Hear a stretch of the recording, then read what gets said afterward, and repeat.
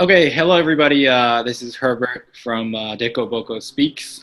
Today we have Matthew from Zeppelin Development, who is the retail director. Hey, Matthew, how's it going?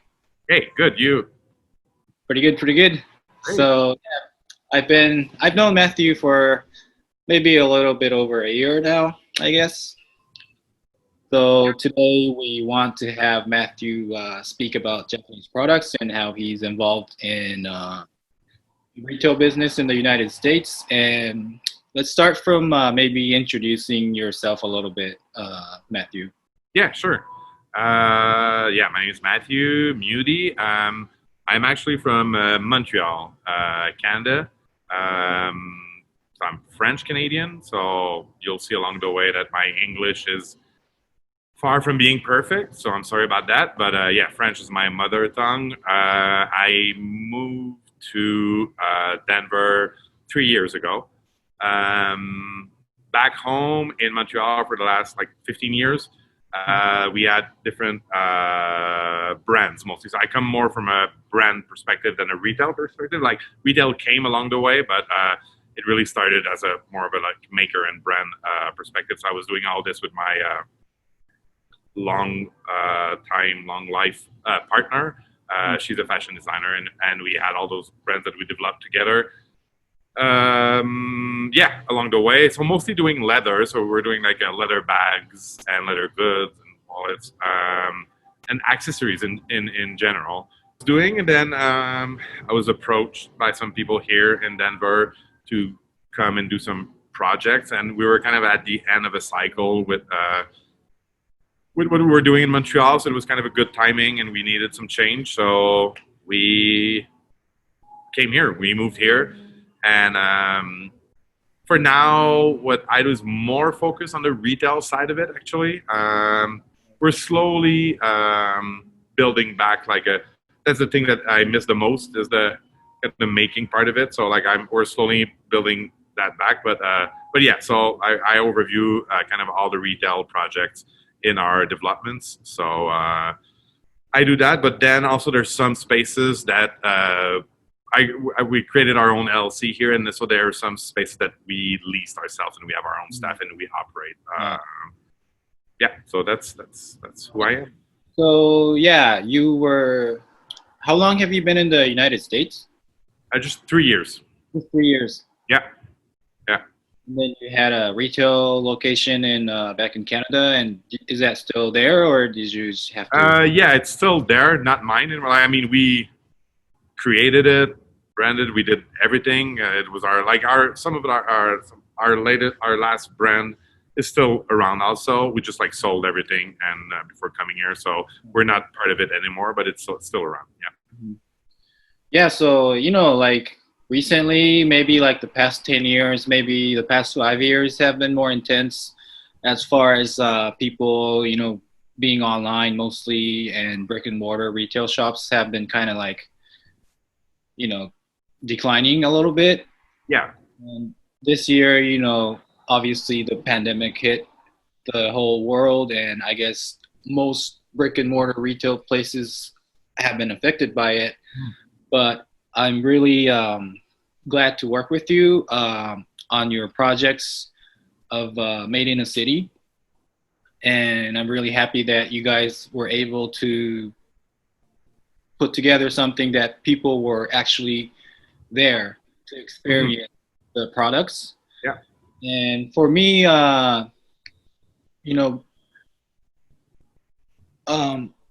since we're only carrying Japanese products, it's really hard to sell something that you can't really feel and touch.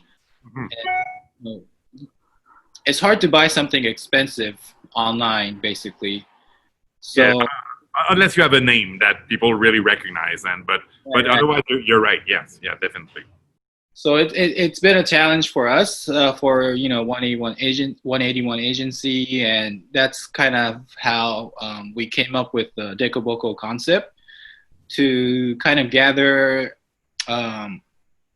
people who need stuff and people who provide stuff, and then at one place we can all kind of share our thoughts and what we are looking for as far as the market, and a platform to basically fill the gaps between the buyers and the manufacturers. So that's what DECO BOKO is about.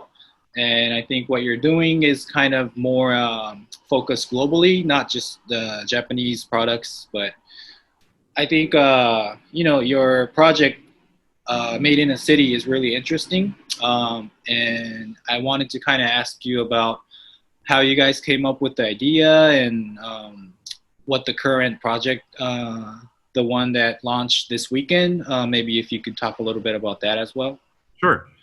Yeah, so I came up with the idea like probably 2 years ago when I first moved here. So when I first moved here, we had just opened a new project called Zeppelin Station, and so it's office buildings on the top. So all the top floors are offices, and then on the first floor it's a food hall, market hall. So there's like restaurants, but it's more like food stalls than restaurants. So there's like food stalls and 2 bars, a mezzanine bar, and there was like spaces that were thought of for retail and that were supposed to be dedicated to retail. But like you said, like retail has been hard lately. I mean, I still really don't think, not retail, but like brick and mortar retail. I personally really don't think it's going anywhere. I think it will still be a thing. I just think it's changing.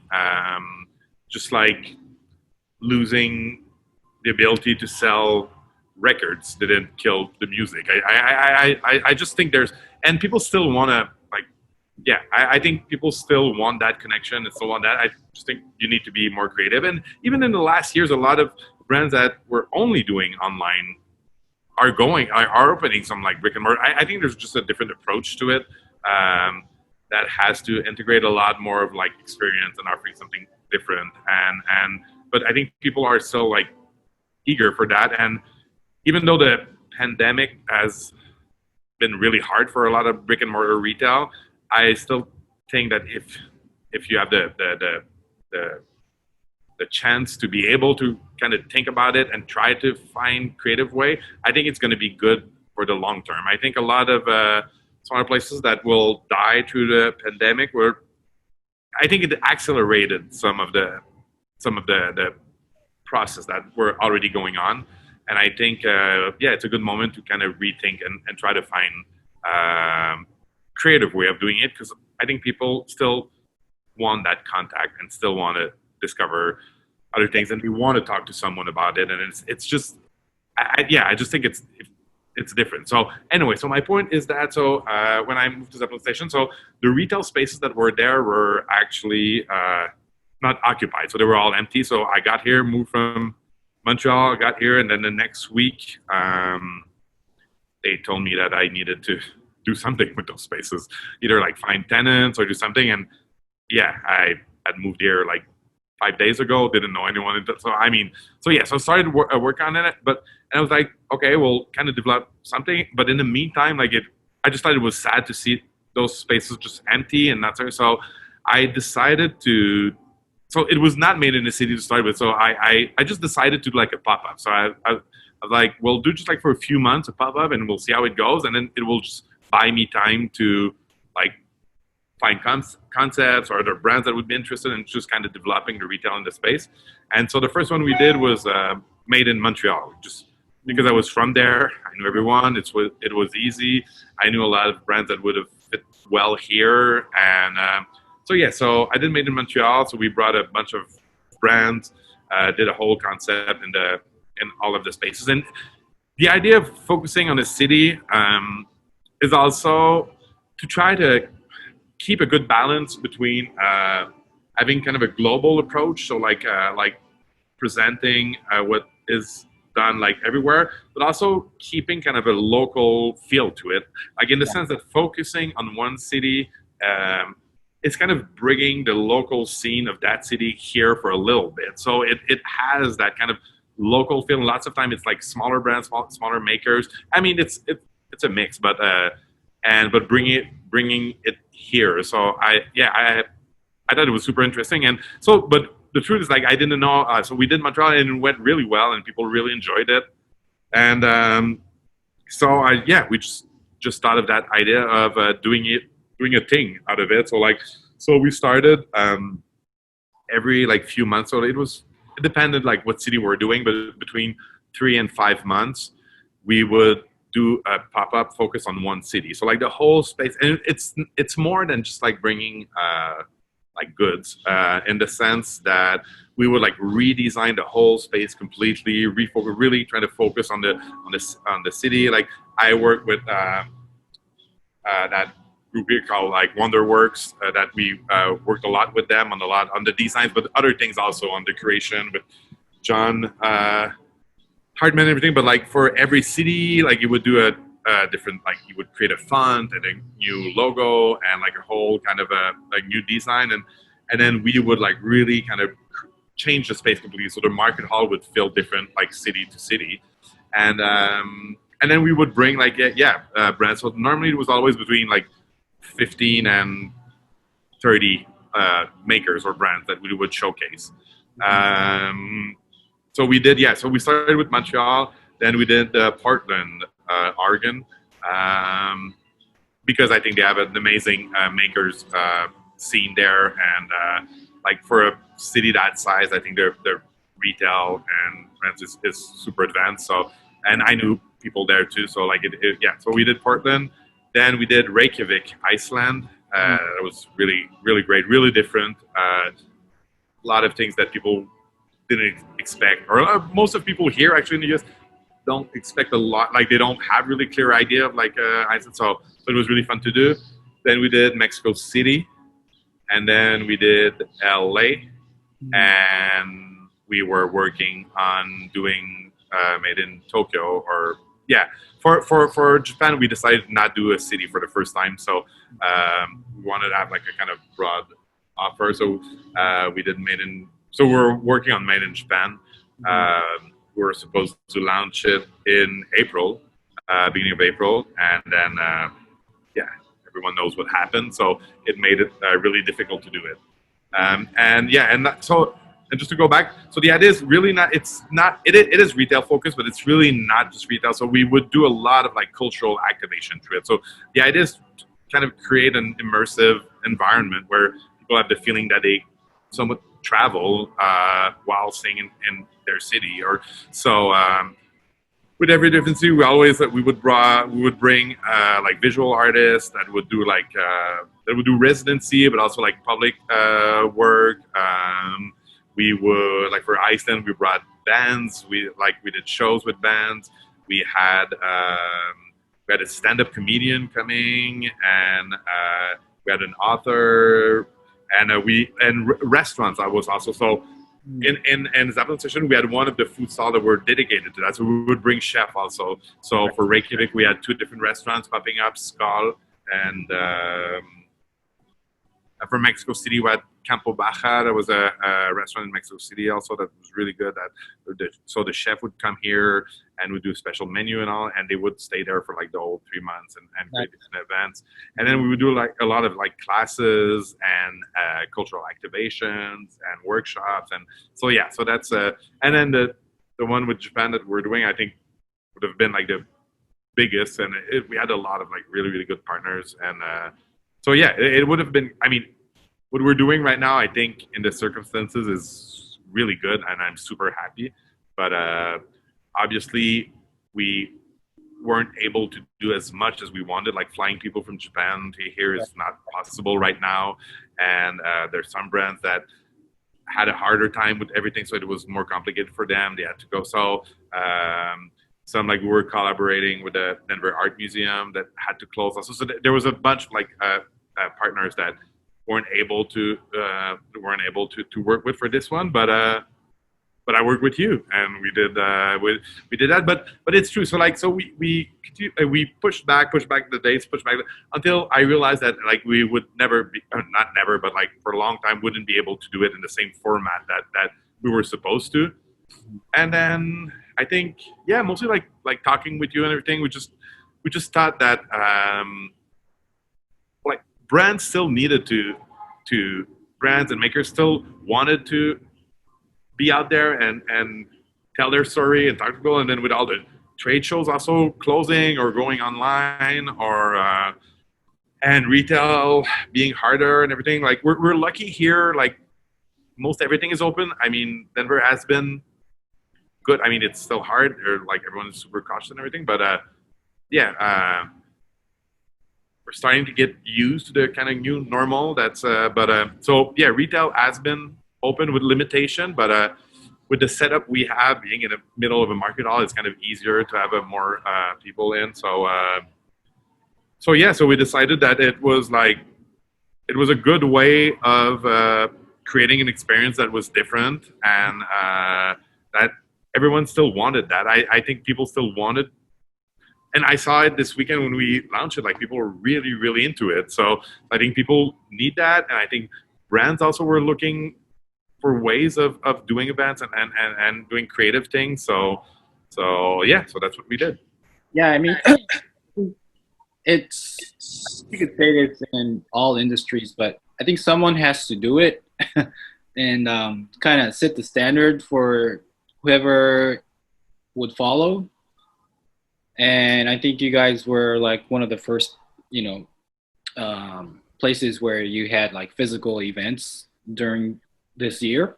Yeah. So I think, that kind of made me even more, feel like I needed to support you guys. And I also, representing the Japanese manufacturers that would ultimately support them as well. Yeah, exactly. Yeah. So I think and that's the goal of all this, I think. Yeah. So I think it's all about like, kind of setting the standard, and, you're kind of showing that things would be possible if you do it the right way. Yeah. And I think, for the first end of the show, you kind of proved that. Yeah. And the truth is, like, talking about that, like, I mean, the events we did, like, this weekend, like, we did, like, two, if I can just say, like, what we did. So we did two, like, one night, Friday night and Saturday. And it was the first time, like, I know we were just talking about that before, like, being live, but, like, so we used to always do, like, launch events that the goal was to have the more people as possible in one space and kind of being, like, crazy and hectic and, like, have... and it was super fun to do and everything, but it's a different way to engage with people coming and everything. And so I didn't know what to expect to the format that we did. So what we did is that we just created 2 hours blocks of time, and we sold tickets for all those. So Friday night all night, and Saturday coming from morning to night. So every 2 hours we had 12 different guests coming. And so it was, we capped it at 12 to be able to keep like social distancing and everything. And it would come and we would explain the projects, and then we would go around all the retail, talk about all the brands, the history and everything. And then that's on one side of the stores, and then we would walk on just on the other side of the market hall, and then we have other space there. And then we had a Japanese ceramicist, Kazu Oba, that lives here in Colorado now, but so he has a whole space that he was presenting his work, and he was actually like working, so turning ceramic like on spot, live and everything. Would go there, and people would be able to talk to him, see his work, see him work actually, and then we would finish it at Tamaki. Then that's a new restaurant, a new Tamaki restaurant that just opened in on the same property where we are.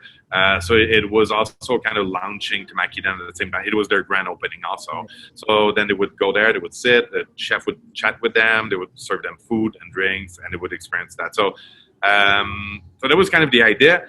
And the truth is, like, I think it was weirdly, even if like we're able, like, in the future to have big groups and all, I think it's something that I would do again, like the same format, because it allows you to really engage way more with people, and it's both ways. I think they really liked having that kind of private kind of moment and shopping experience, and being engaged with people that can talk about everything and not just looking at images of stuff.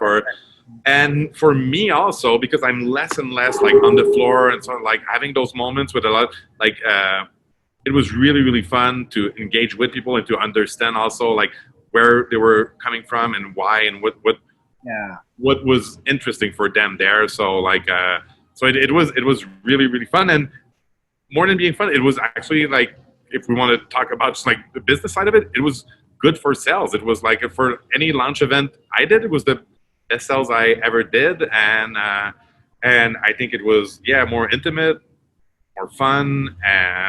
Yeah, so it really works, and it showed me that people are eager for those kinds of, if you do it the right way and you're Yeah. cautious, and people are eager for that. So we're gonna do more even like events around it. Like, we weren't sure about like how we would do the kind of the cultural side of it, or when, or it's so hard because like there's so much like uncertainty that we never know if a second wave will come. Like, we don't know, but I'm still planning some cultural events soon, just to like slowly, not everything in advance like we used to, but like month to month, I'm gonna plan more activations because it works well.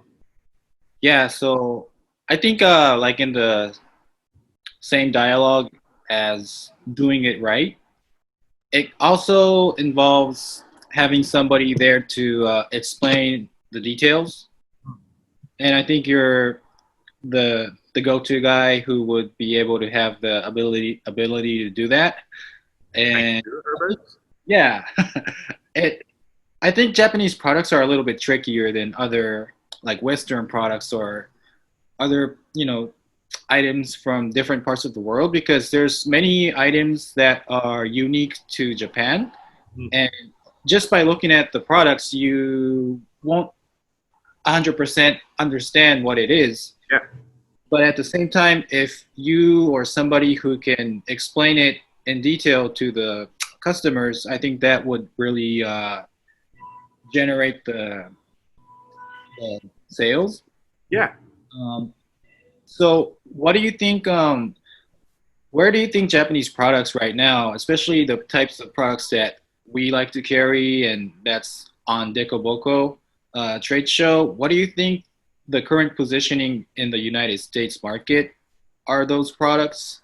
And how do you think it'll change over time, or do you see anything that's changed over the years you've been in the United States? Like, how do you think it'll um, become? I think the story behind the object is really really important, and with it always is. And for a lot of those, like as it is for Japanese products, to be honest, it was also for Icelandic products that I was doing, or to a limit, like even like some like Mexican products. I was, even though it's culture that lots of time, not Iceland, but like Mexico, people are closer. But in general, people lost in the West here in Canada, the U.S., and people lost touch with how things are made, like with the work behind the objects, kind of almost completely. I mean, I think it's coming back for food, for there's some, like people are getting more and more interested, and like always like retail and like everyday like objects are always kind of the last, and I think we'll get there, but yes, the story for those products are super important, because like people are so used to just buy things that don't last, buy $25 jeans at Forever 21, and like I mean, no one knows like how to sew anymore. No one knows how to like turn clay to make ceramic. Like I mean, it's all things that at least like even like 60 years ago, like at least like our grandparents, like they knew at least like how to sew, how to like, so they could have kind of a, there was more of a relation between like something that's made and the work behind the object. And I think we kind of completely lost that. Like like objects and retail, like soft goods became good on itself, and they lost the connection with the making of it. And I think it's different. I mean, I don't know. You could tell me. I think it's different in Japan. I don't know if it is globally, but I mean, for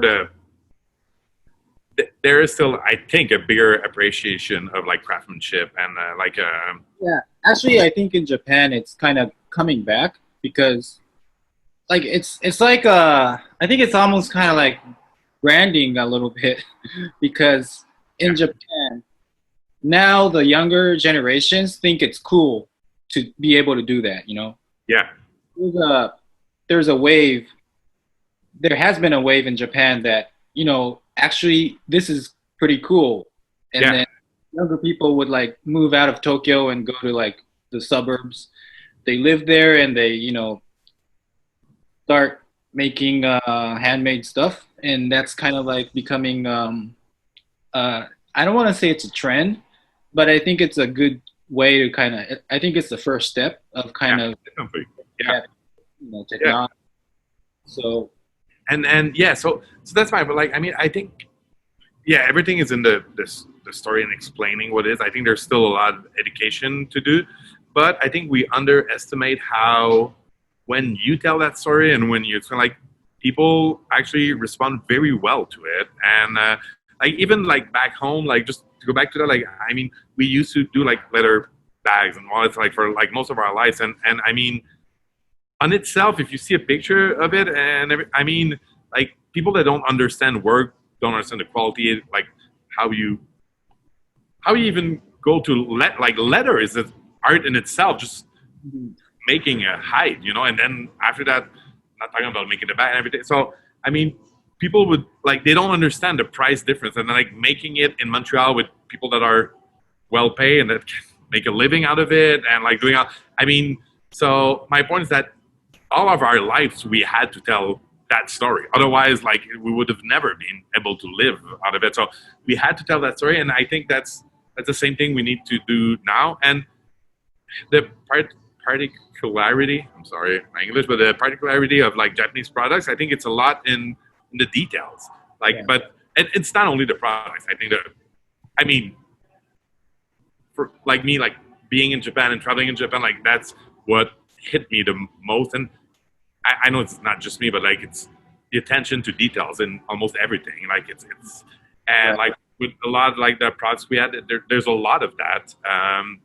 And that you need to explain it because like most of the time it's not like in French we say tape à l'œil, but it's like it doesn't hit you. Like it's you need to understand it and or you need someone that helps you understand it. And but I think when they realize like and yeah, that was the crazy thing this weekend, like talking about all the brands and explaining how like things were made. Like people really like uh, emotionally connect with that with the story and when and with the work that is behind the object. It's just that they have been so disconnected to it that we need to recreate that. And I think for for yeah, a lot of Japanese products like the craftsmanship is so high, the attention to detail is so good, and all the story is really interesting, and I think there's a real connection there to yeah. Yeah, I think that's totally true, and I think if it's just the object, then there's no kind of like connection to other people. But if there's a story to it, you could pass it on, and then it's kind of like actually, living on its own. Yeah. So I think you really hit the point, and that's why you were successful in your pop up.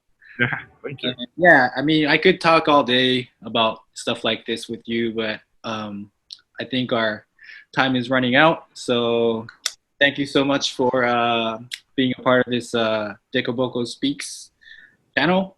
Thanks. Thank you so much for inviting me, and thanks for being a part also of what we do here. Thank you so much. Yeah. Appreciate So it. that's all for today with Matthew. If you're a wholesale buyer, you can check out more uh, products, Japanese products at deco-boko.com in the link below.